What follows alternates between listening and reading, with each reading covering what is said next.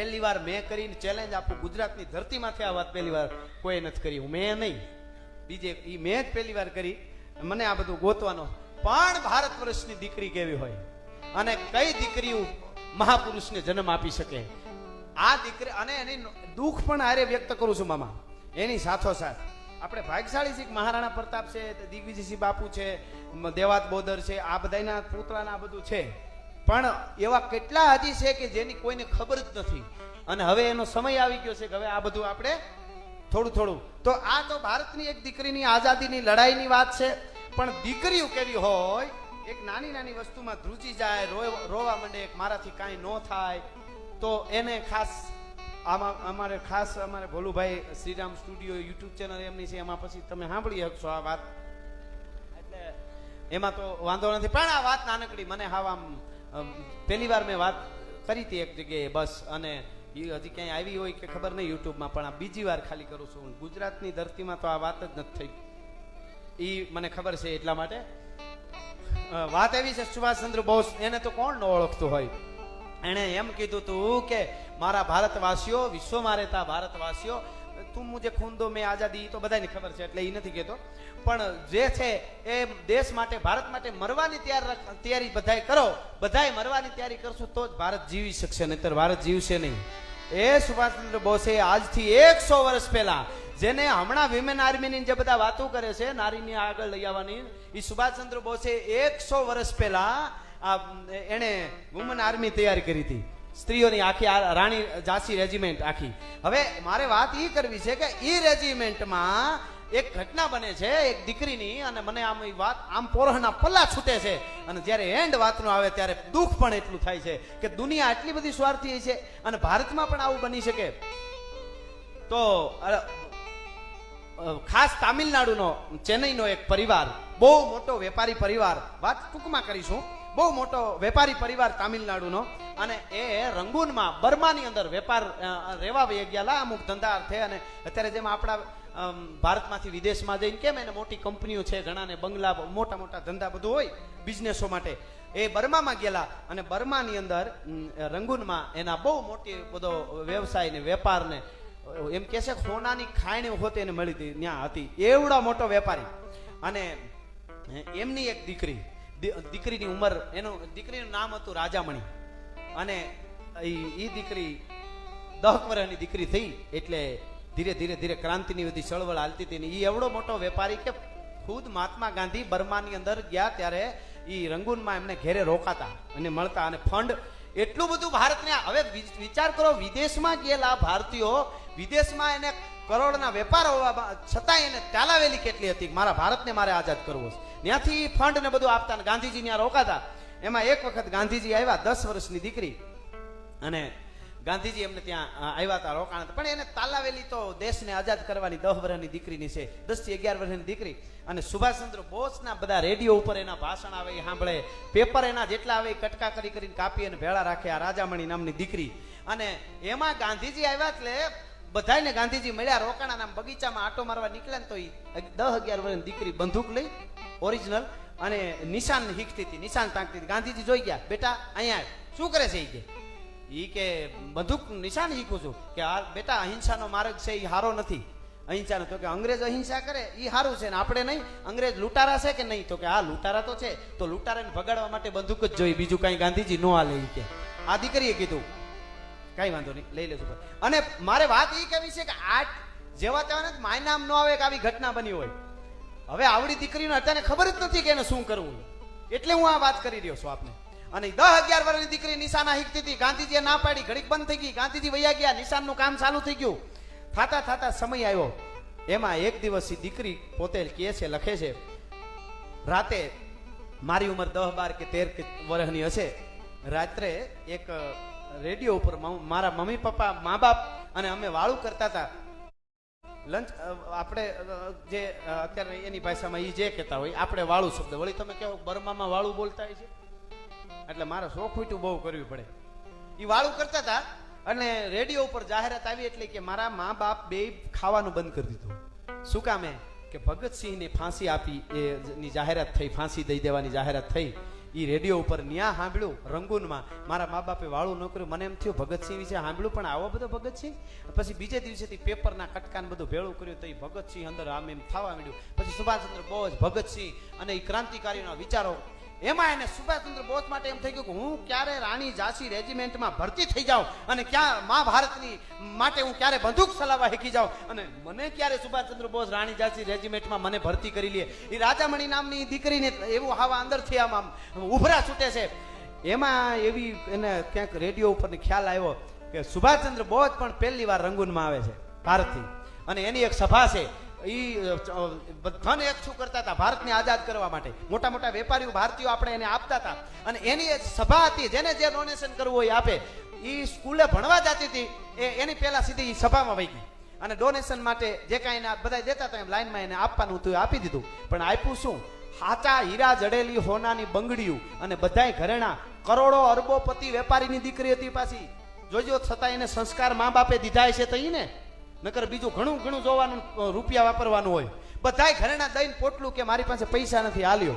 સુભાષચંદ્ર બોઝે જોયું, નામ પૂછ્યું, તારું નામ? તો કે રાજામણી, ફલાણા શેઠની દીકરી, સંગુમલ શેઠ કે એવું નામ છે એમનું, એના પપ્પાનું. એટલે કઈ વાંધો નહીં કે બેટા, સરસ. અને પછી એ દીકરીને એમ થઈ ગયું, પહેલી વાર એનું ભાષણ સાંભળ્યું સુભાષચંદ્ર બોઝનું, મોજના તોરા છૂટી ગયા. હા હા હા, મને આ સેનામાં ક્યારે ભરતી કરી લે. જોજો, 12-13 વર્ષની દીકરી છે. એને એમ છે કે હું સેનામાં ભરતી થાવ. અટાણે પૂછ્યો, રોહડામાં ગરોળી ઘરી જાય તો બહાર નીકળી જાય કે હું ત્યાં નહીં જાઉં, ગરોળી છે. અને પાછા કહે કે આપણે મંગળ સુધી પૂગી ગયા. એટલે આ વાતો કરવી પડે છે. મંગળ સુધી જાવી અમને વાંધો જ નથી જરાય, પણ મંગળમાંથી પાણો હમણાં અહીંયા આવ્યો તો આપણે શું ધક્કો ખાવો? ઈ જોવા આવ્યો તો, બોલા અહીંયા આવે છે તો હું જરીક જોઈ આવું. ત્યાં શું છે આજ તમે જોયું ને મીડિયામાં, હું બધું જોઈએ જ કરવું આવું. હું મોબાઈલ સતત જોતો હોઉં, કોકને એમ થાય પણ જોવાનું બધું આ હોય. પેલા મોબાઈલમાં જોવું, જ્યાં આવે પછી પુસ્તક ગોતું પાછો કે ભાઈ આ બરોબર છે ને, ત્યાં ઉલળી ન આવી જાય.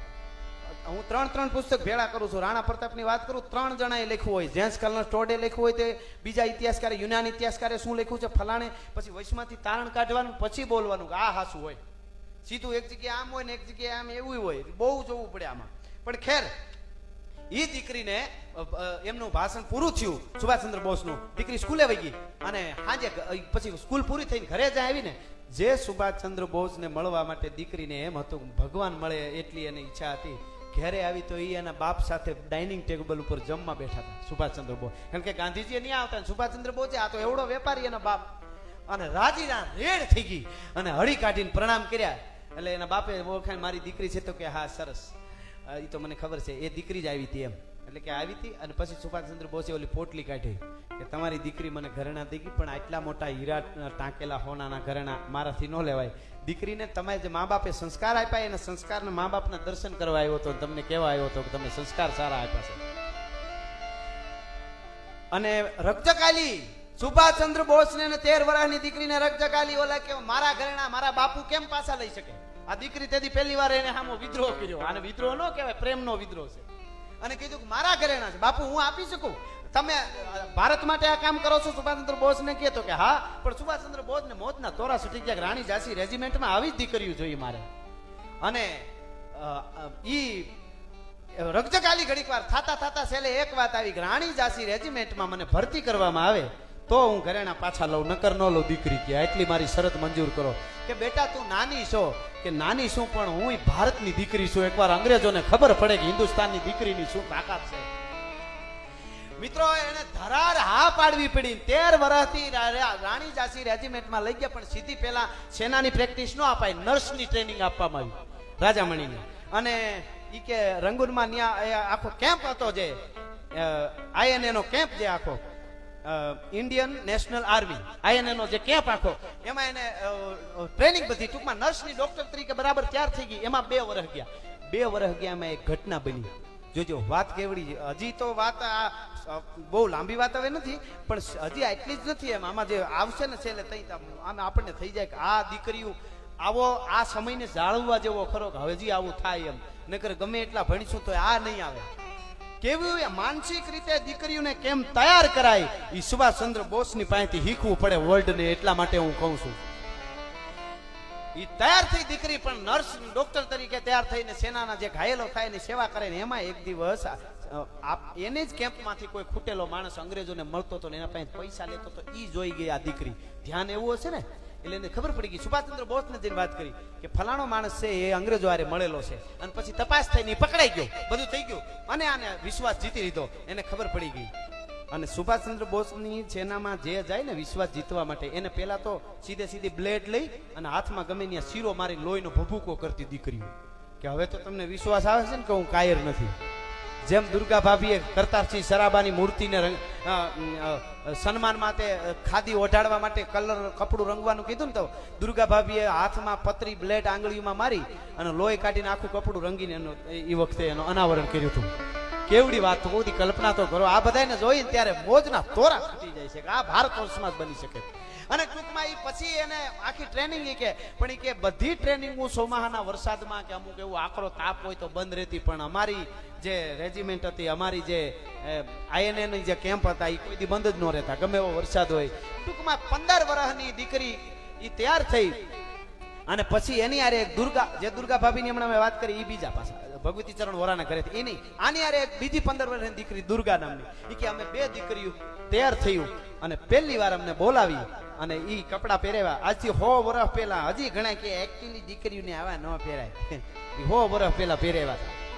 મર્યાદા બહાર ન પહેરવા જોઈએ પાછા. એ હું કહું, ભારતની દીકરી જે મૂળ પોશાકમાં હોય જે રૂઢી લાગે એ ઓલામ લાગે નહીં, એનાથી વધારે એ કહી દઉં.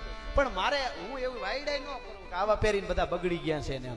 અંદર પેલા અંદર રેડી હોય તો બહુ વાંધો ન આવે, પણ તકલીફ થાય એવા પહેરાય નહીં. મને ઈ થાય બેહવામાં માંડ બેહાઈને ઘડી આમ કર્યા કરવું, ધ્યાન રાખવી, આદમી હોય કે સ્ત્રી હોય કે કોઈ હોય. અને પછી હાલવામાં હકે હાલી નો હેંગીને પછી અમે તો સુધરી ગયા છે, મરી ગયા. તમે કોકના ઓલામાં હાલો છો, કોકને કેમ લાગી ઈ હાલો છો. તમે તમારી રીતે તો થોડુંક જીવન જીવો. કોકથી દુનિયા જે કરે ઈ જ બરોબર. ફલાણા અમને કેવા જોઈએ કે નહીં આ સુધરેલા છે, તો તમે શું છો એમ? કોકના હાથમાં બધા દોરડા હું કામ દઈ દો છો?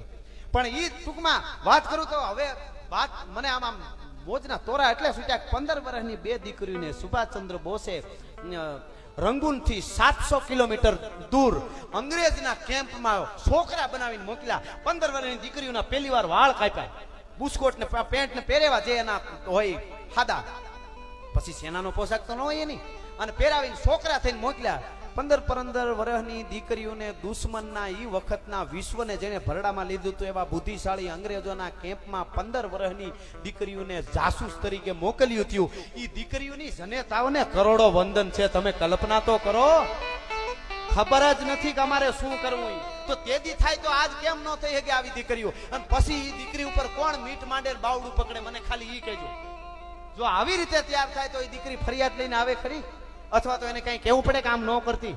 કેમ તૈયાર કર્યો છે? અને 2 દીકરીઓ 700 કિલોમીટર દૂર રંગૂનથી ગયું અને એ કેમ્પમાં રહ્યું અમારે હેલ્પ બોય તરીકે, કે અમે બૂટ પાલિશ કરશું, રસોઈ કરશું, કપડાં ધોઈશું, ઇસ્ત્રી કરશું, લોન્ડ્રી જે કાંઈ હોય તે બધું કરશું, પણ અમને રાખી લ્યો. અને એમને છોકરા બનીનો. હવે 15 વર્ષની દીકરીઓને એક તો દીકરા થઈને રહેવું એ કેટલી ધ્યાન રાખવું પડતું હોય છે. એનો હાવ ભાવ આવતો હોય છે છોકરાનો થઈને, કેવી રીતે હાલવું એ અંગ્રેજોને ખબરતી જાય. અને ટૂંકમાં રહ્યા પેલા એનું કામ કરતા જાય. પણ એ સરસ્વતી રાજામણી લખે છે કે અમે અંગ્રેજોનું કામ કરતા કરતા મેન કામ તો અમારું એ હતું, જરૂરિયાતની ફાઇલો, દારૂગોળો, હથિયારો અંગ્રેજોને ઘટે જ નહોતી.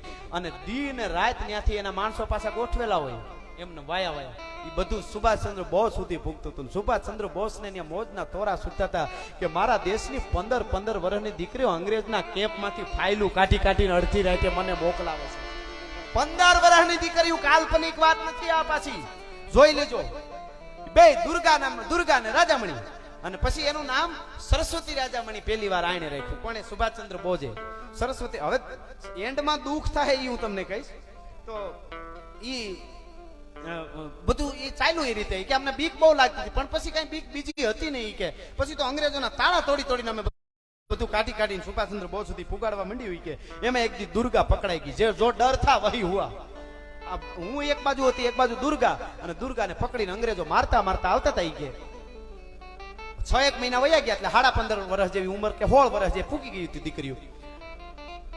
અને મારતા તઈ મને એમ થયું હાય આજ અમારું પૂરું. એને ભણાવવામાં કેવું આવ્યું હતું કે પકડી લે ને એટલે જીભાન કરડી, માથા પછાડીને કે ફાંસીએ લટકી જાવ. કોણ સહીને ક્યાંથી આવી એ પાછું કહેવાનું નહીં, એ પાછું નક્કી કરેલું. નકર તો બધું પૂરું થઈ જાય ને. અને ઈ પકડાઈ ગઈ દીકરી, જેલમાં પૂરી, ખૂબ મારી, ખબર જ હતી કે હમણાં ફાંસી લટકાવી દે, એને કઈ લાંબુ હોય નહીં. ઈ પકડી લીધી અને પોતે ધીરે ધીરે, પોતે તો હેલ્પ બોય તરીકે છોકરો થઈને બે આવી, પછી હવે ખબર ઓની આની હજી ન પડી, સરસ્વતીની ન પડી, ઓની પડી ગઈ, રાજામણીની ન પડી, દુર્ગા પકડાઈ ગઈ, એને પૂરી દીધી. બહાર જઈ અને રંગૂનનો મૂળ પહેરવા પહેરો, પાછો વળી થઈ દીકરી, હો ભાઈ, ભારત વર્ષની દીકરી, દીકરો બની અને પાછી દીકરી બની. રંગૂનનો મૂળ પહેરવા, માથે ઓલી વાહડાના ઓલામાંથી વણેલી આવડી ટોપી, અને અહીં સુધી જે કાંઈ ન્યાનું પહેરવાનું હોય એ રીતનો આખો પહેરવા, દેશી છોકરી દીકરી બની હાવ, અને પાછી આવી અને કંઈક વેચવા માટે જે કાંઈ હાવ લોકલ એકદમ બોલા જેવી કાંઈ ખબર ન પડતી હોય એવી થઈને પાછી આવી. અને ટૂંકમાં વાત કરું તો એ થતા થતા અંગ્રેજોને ચા પાણી એ વખતના જે કાંઈ પીવડાવવાનું હતું એ પીવડાવીને થાતી કેટલી પ્રેક્ટિસ 15-16 વર્ષની દીકરીઓએ કરી હશે. માથામાં ભરાવવાની પિનને કાઢી અને એ પિનની ચાવી બનાવીને તાળું ખોલી લીધું હતું. ઇતિહાસકાર વાત છે, કોઈ કાલ્પનિક વાત નથી, એના દસ્તાવેજ છે. એ તમને કહું છું, અંગ્રેજોના ઓલામાં કોણ શીખાડ્યું હોય છે? એક અવતારમાં 15 વર્ષમાં એટલું શીખી શકાય, દીકરીઓ માને નહીં અટાણે. એકચ્યુઅલી હું નાની છું. અરે બેટા, હજી ઘણું શીખવાનું છે, રેવા દે. મમ્મી તું મને કેમ હું નાની છું? આમ કે તો તમે તમારે બીજું કોઈ નહીં, મમ્મી જ ખાલી. મને તો એ વિચાર થાય કે જે બાપે અને માએ દીકરાને દીકરીને ઉભા મોરની દીધી હોય ને, એ કોઈ દી માર ખાઈને ન આવે. બાકી મારું દકુલિયું માર ખાઈને આવ્યું છે, હું મારું દકુલિયું હા આમ હોય. માથામાં નાખવાની પિનની સાવી બનાવીને કેટલી સ્પીડમાં તાળું ખોલ્યું, દુર્ગાને બહાર કાઢીને ભાગ્યું બે. હવે જોઈજો વાત, એ ભાગવા મંડાણી, અંગ્રેજોને ખબર પડી ગઈ. 15-16 વર્ષની બે દીકરીઓ અને જંગલની માલી ઓર ભાગતા ગોળીનો ઘા થયો. સરસ્વતી રાજામણીને અહીંયા પગમાં ગોળી લાગી ભાઈ, અને પડી અને છેલ્લી રાડ દીધી કે દુર્ગા તું ભાગી જા, હવે હું મરી જઈશ, હવે હું નહીં જીવું, તું ભાગી જા, મને ગોળી પગમાં લાગી કે ગોઠણથી ઉપર. અને દુર્ગાએ કીધું કે મરશું ભેળી જીવશું ભેળી. ઈ તો મારી ફ્રેન્ડ છે. તો કે તું કાં વઈ આવી? કે ત્યાં મારતા હતા. અરે તને કાળોતરો કરડે. ઈ કે મરશું ભેળ્યું જીવશું ભેળ્યું. અને પાછું બાવડું પકડીને કે મને ઊભી કરી. સરસ્વતી રાજામણી કે ક્યાંથી ભગવાને મને હિંમત આપી માં ભારતની સેવા કરવા? અમે મંડ્યું ભાગવા, વાહે ગોળીઓનો ભણભણાટો. જંગલમાં એક ઝાડ ઉપર સડી ગયું આ દીકરીઓ. એકદમ પરફેક્ટ વાત, દસ્તાવેજ સાથેની એક ઓથેન્ટિક વાત કરું છું. ઝાડ ઉપર કે ચડી ગયો. અમે બે બહુ મોટા રંગૂનના બર્માના જંગલના ઝાડ, અને એક ઝાડ ઉપર કે ચડી ગયું. ગાંડાની જેમ અંગ્રેજો આખા જંગલમાં ગોતતા હતા, ઉતરે એવું હતું નહીં, પણ એવડા મોટા ઝાડની આટીઓની પોયલુમાં બેહી ગયું. લોહીના ભભૂકા જાય છે, પણ એ જંગલના ઝાડ એટલે કઈ પોયલમાં લોહી વહી ગયું, ખબર ન પડી. તમને શું લાગે? 1 કલાક, 2 કલાક, 5 કલાક, 7 કલાક, 10 કલાક, એક દી, એક રાત, બીજો દી, બીજી રાત. મને જેટલા આ વિચારું તો રૂવાડા ઉભા થાય છે. અસ્તિત્વ ત્યારે તમને મદદ કરે, પછી ખાવાનું પીવાનું બીજું ત્રીજું ભૂલાઈ જતું હોય. આ સીધી વાત છે. ત્યારે પરમાત્મા પોતે જ તમારી આરે હોય, બીજું કોઈ ન હોઈ શકે. એક રાત, એક દી, એક રાત, બીજો દી, બીજી રાત, ત્રીજો દી, ત્રીજી રાત, ચોથે દી હવારમાં કે અમે ઝાડવાથી હેઠી ઉતર્યું. પણ સરસ્વતી રાજામણી કહે છે, એક સેના એક જે સેના સિપાઈ હોય ને, કે સિપાઈ જે ભારતનો, એને કે ગોળી પગમાં લાગ્યું હોય ને, ગોળીને એક મેડલ હાસવતા હોય એવું મને લાગતું હતું. ત્યારે એક મેડલ હાસવતા હોય એવું લાગતું હતું. સિપાહીને ગોળી જે છે ને શરીરમાં, એ તો એક મેડલ છે. એ બોલે છે, પોતે બોલે છે, એ હું તમને કહું છું, પોતે લખે છે. અને પછી ત્રીજે દી કે દુર્ગાએ મને ધીરે ધીરે ઉતારી. ત્યાં સુધી હું કેમ સડી ગઈ મને ખબર નથી, પણ પછી મારો પગ અહીં મૂળમાંથી પગ જ નથી એવું લાગતું. 3 દિન 3 રાત ખાવાનું નહીં, પીવાનું નહીં. ઝાડ ઉપર દીકરીઓ, 16 વર્ષની દીકરીની વાત કરું છું. કોઈ કહેતું હોય મારી દીકરી નાની છે, ના હું કરી શકે, એટલા માટે હું આ વાત કરું છું. અને પછી દીકરા શું કરી શકે છે? દીકરીઓ, હું એવું નથી માનતો દીકરામાં વધુ તાકાત હોય, પણ મરદ માનતા હોય તો એ શું કરી શકે એમ. બાકી તો ભારત વર્ષમાં તો નારી શક્તિની પૂજા 9 દી થાય છે, ભગવાનની 1 દી. ગોકળ આઠમ હોય, રામનવમી હોય કે શિવરાત્રી હોય, દુર્ગાની 9 દિવસ કરી છે. આપણને ખબર જ છે કોને આગળ રાખવું. બીજા હિખાડવા આવે તઈ દુઃખ થાય છે, એટલે કહું છું.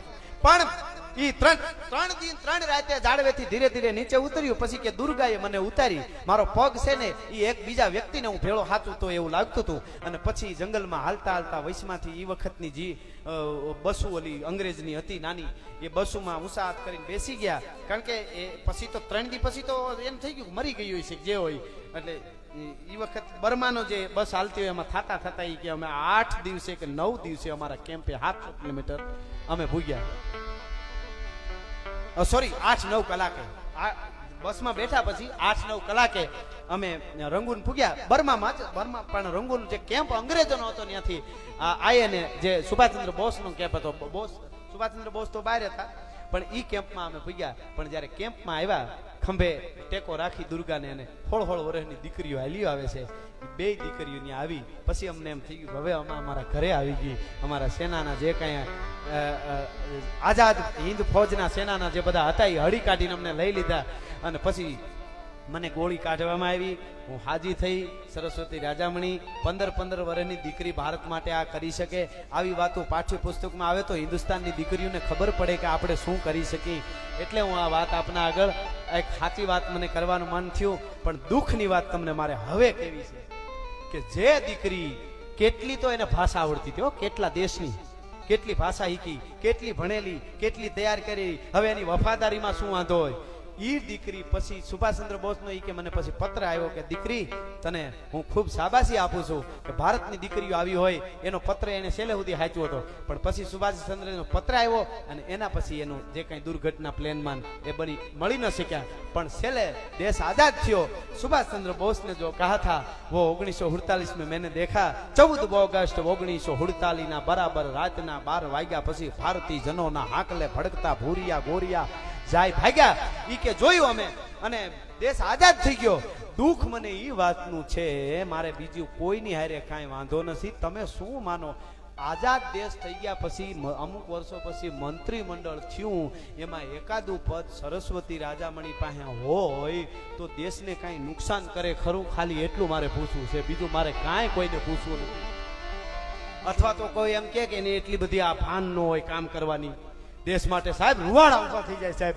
કઈ વસ્તુ આને ઘટે કેટલી તો ભાષાઓ આવડતી હતી પૂછ્યું નથી કોઈએ. પોતાના મકાન અરબો ખરબોપતિની દીકરી હતી.